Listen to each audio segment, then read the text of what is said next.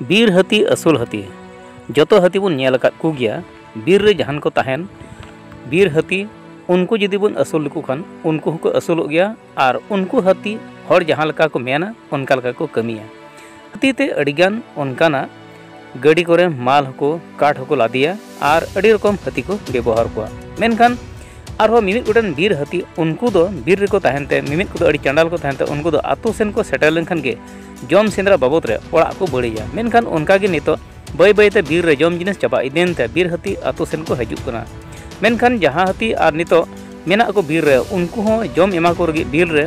से उनकाना सुविधा सरकार बाय नामदा कारण सानाम टाड़ी गे सानाम को माग चाबायदा मेनखान तिहिं बीर हाथी से असूल हाथी नुकु हो सरकार पाटा से मिट्टन मारंग मान मर्यादा एम कद कुआ चेदा या 2012 साल रे हाथी आहा मिट्टन दिवस मेनते घोषणा का जेलका बन मेन किया सान्ताल समाज से आदिवासी से सनाम गताक रन गे जन्म दिवस महिला दिवस पुरुष दिवस से संगठन जन्म दिवस प्रत्येकटी दिवस उनका बन मानावा ठीक ओना लगा गे तिहिं आसाम पनत ओरांग रेहो हाथी रिया जहां दो हाथी दिवस ओना तिहिं को मानाव केदा अड़ी जाक जमकते आर मिद दो अड़ी संगिन को रिली हको रिली केदा मेनखान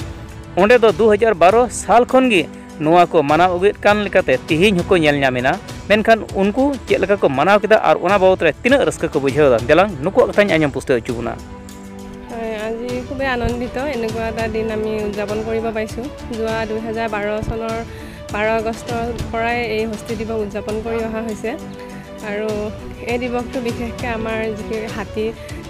আমি সন্মান জনাবলৈ এই দিৱসটো উদযাপন কৰোঁ আৰু এই দিৱসৰ জৰিয়তে বিভিন্ন ধৰণৰ সংস্থা চৰকাৰ আৰু ব্যক্তিসকলে একত্ৰিত হৈ জ্ঞান ভাগ বিতৰা কৰা সজাগতা কৰিবলৈ আমি এই দিৱস উদযাপন কৰোঁ যাতে আমি সকলো বন্য হস্তিয়ে হওক বা আমাৰ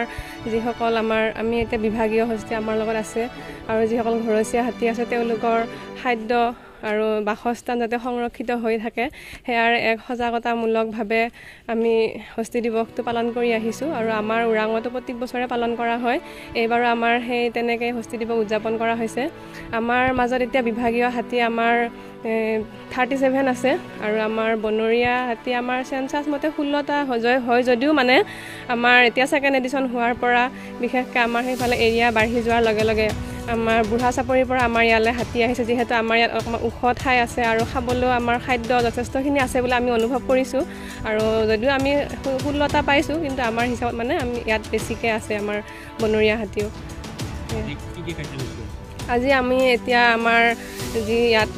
উপস্থিত আমাৰ পুৰণা বনকৰ্মী হতে আমি আজি শোভাযাত্ৰাটো উদ্বোধনী কৰিলোঁ আৰু এতিয়া আমাৰ এখন স্কুল নলবাৰী এলপি স্কুল তাত আমি এটা